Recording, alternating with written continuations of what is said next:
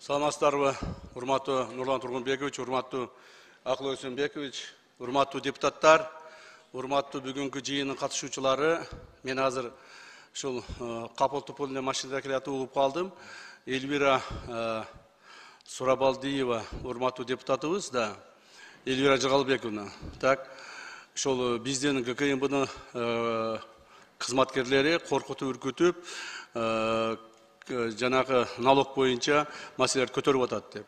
Бул боюнча мен бир пояснение берип коеюн, урматтуу депутаттар. Бул маселе мындай. Эльмира Жыргалбекованын өзүнүн, бир туугандарынын карамагында Кудайберген деген базар бар. Кудайберген деген базарда 3000ден ашык контейнер бар. Так, ошол контейнерлерден булар мен эми түшүндүрүп бергенге мажбур болуп атам. Бир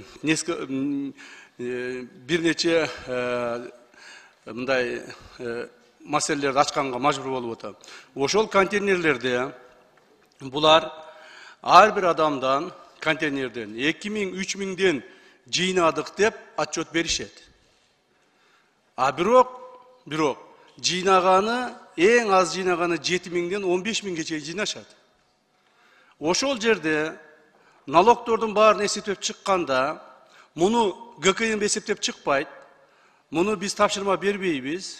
Муну биздин налоговый инспекция эсептеп чыкканда, бүгүнкү күндө Кудайберген базары мамлекетке 70 миллион сомдун тегерегинде налог төлөбөй коет. Так. Бул боюнча акты түзүлгөн. Жана муну булар төлөөгө милдеттүү. Бул элдин мамлекеттин акчасы. Анан депутатмын деп туруп эле бул жерден чыгып трибунан бар деп туура эмес маалыматтарды таратканды токтотуш керек. Биз эч кимге эч кандай мыйзамсыз мамиле кылбайбыз. Кылууга акыбыз дагы жок. Андан сырткары дагы бир эки урматтуу биздин депутаттарыбызга иштер бар. Мында алдын ала айтып коеюн. Эртең дагы айтып чыкпагыла. Так. Кээ бирлерине өтө оор кылмыштарга байланыштуу иштер азыр дайындалып, уже экспертизалар чыгып атат. Жакында Ген прокуратура иш козгой турган болсо, ага дагы айтып чыкпагыла. Өтө оор кылмыштарга шектелүү адамдар бар. Араңыздарда отургандар. Ал шектелүүнү биз териштирип чыгышыбыз керек. Ал боюнча бизге керектүү адамдар өздөрүнүн арыздарын берди. Биздин милдетибиз. Эгерде ошол арыз түшсө, биз аны карабай койсок, ошондо айтса болот. Мына мен арыз жаздым, мен арызым карабай атышат депчи. Эгерде биз ошо текшерүү маалында, же болбосо иликтөө маалында ал кылмыштар такталбай турган болсо, аны дагы сот аркылуу чечим кабыл алынат. Ошондуктан, урматтуу Эльмира Жыргалбековна, сиз маган эч кандай претензия коюуга мындай негиз жок. Мен сизди көргөн да эмесмин, сүйлөшкөн да эмесмин, учурашкан да эмесмин, байланышкан да эмесмин. Так.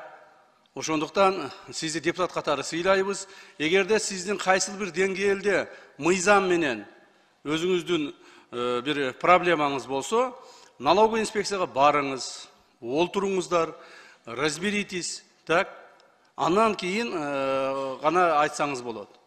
Эч кандай бир адамыңызды апарып биз камаган жокпуз, же башка кылган жокпуз. Жок жерден айта берген туура эмес болот.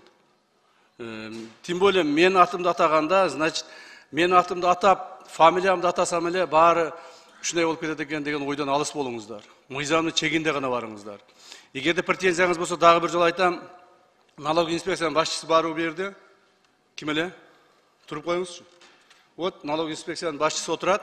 Ушуга претензияңызды айтыңыз. Налогуңузду төлөңүз. Эгерде налог төлөбөй турган болсоңор, мыйзамдын чегинде биз чараны колдонобуз. Рахмат, кечиресиз. Рахмат, 5-чи микрофон. Рахмат. Урматтуу салык кызматынын жетекчиси. Микрофонду аласыздарбы? Кудайберген базарында жайында 2,5 ай текшерүү жүрдү, туурабы? Канча салыкты доначисление болду, канчасын төлөштү? Ал мен апам. Маркум Жыргалбек Сурабалдиевдин жубайы. Мурдакы эми она вдова сейчас. Сколько доначислили? В порядке 2 миллионов. Прошло сколько месяцев с того периода проверки? С сентября. 2 месяца. Бир ай. Бир ай өттү. Бир айда сизди адашты деп сизди ГКМБ текшердиби? Жоопкерчиликке тартылдыбы бирөө? Салык кызматынан? Жок. Тартылган жок. Сиз адаштыңызбы? Же Камчы Кыдыршаевичтин бир тууган иниси биякта турат. Элвира, сен Кемпироватка каршы бербедиңби? Өзүңдөн көрдү деген сөздү мен кандай түшүнөйүн анда? Биякта азыр иниси айтат, причем тут я деп. А при чем тут мои родственники тогда? Кечөө мага мына Кудайдын куттуу күнүндө, мен туулганымда мына дос отурат жанымда. Кабинетине чакырып алышып, гүл берип, торт берип, туулган күнүңүз менен куттуктап деп, ошактан сураганда ма берген жооптору. Жанында отурган кишисинен мына бир тууган иниси. Бул эмне дегендик десем, эми сиз каршы бербедиңизби дейт. Анан менин тиешем жок деп ошентип жооп берет. Жок, салык кызматы сиз биз экөөбүз түшүндүк бирибизди. Бизде, урматтуу төрага, бизде канча президент бар мамлекетибизде?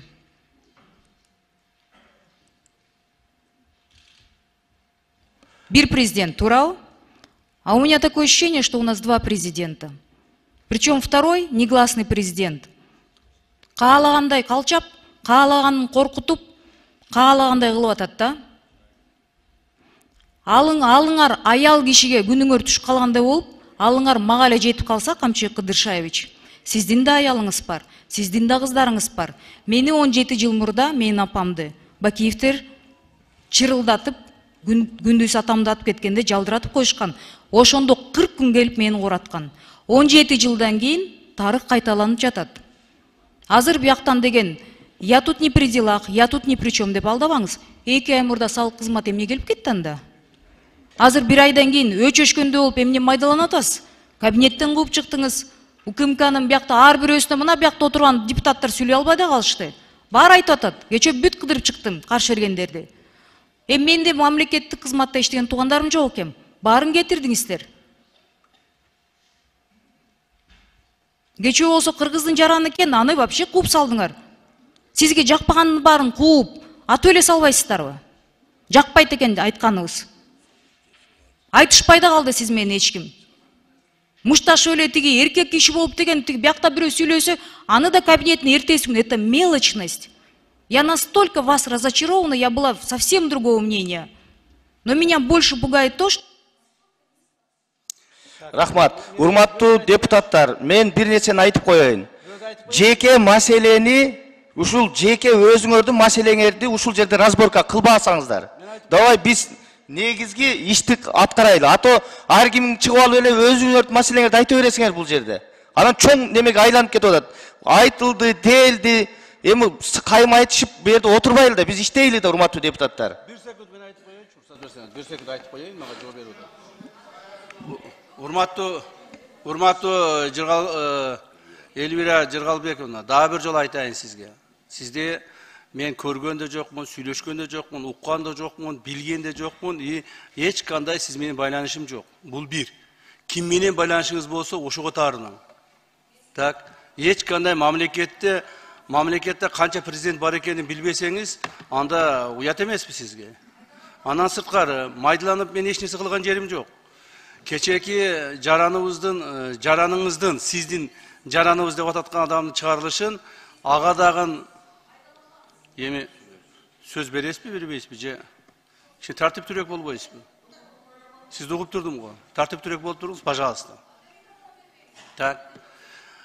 Анан каяктагы эле жок нерселерге менин атымды жабыштырып айта бербең да. Кечеки соттун чечимин, сот чечим чыгарды. Ички иштер министрлиги расследование жүргүздү, прокуратура аны утвердить этти. Причем тут я? Еще раз говорю, ну естественно, это не я, не наше ведомство. Суд принял решение и выдворили. И что я должен?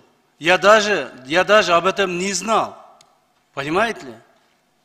Я бегаю по командировкам, работаю, уже 2 дня встречаю коллег.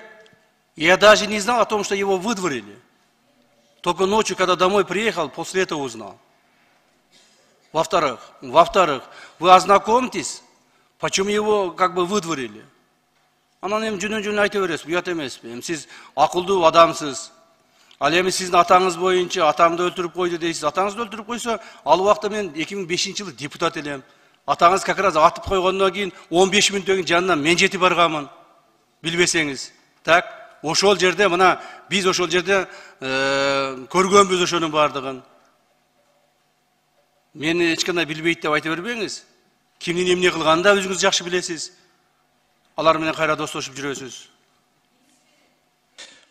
Болду, урматтуу депутаттар, биз биринчи маселеге өтөбүз. Бу жерде кайым айтышып разборкага негиз жок, мен баарына сөз бердим, калыстык кылдым.